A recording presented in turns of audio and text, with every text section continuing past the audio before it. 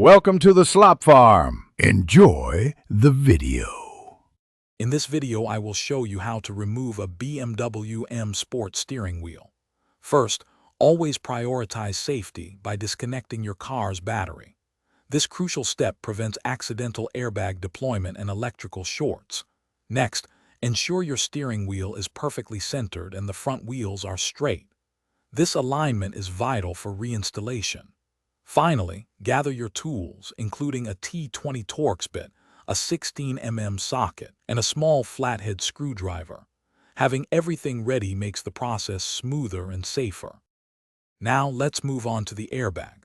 There are two small holes on the back of the steering wheel, one on each side. Insert a small flathead screwdriver into these holes to release the airbag retaining clips. Once released, gently pull the airbag forward. You'll then see the yellow electrical connector for the airbag. Carefully disconnect it.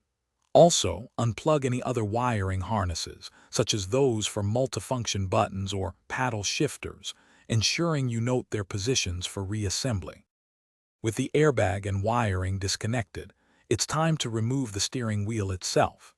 Use a 16 mm socket to loosen the large central bolt holding the wheel in place.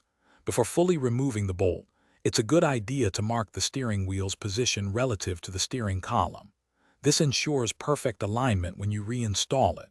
Once marked, remove the bolt completely and gently pull the steering wheel straight off the spline shaft. It should slide off with a firm, steady pull. To reinstall your steering wheel, simply reverse these steps. Align your marks, slide the wheel back onto the shaft, and tighten the central bolt to the manufacturer's specifications. Reconnect all electrical harnesses and the airbag connector, ensuring they click securely into place. Finally, reattach the airbag, making sure the clips engage properly.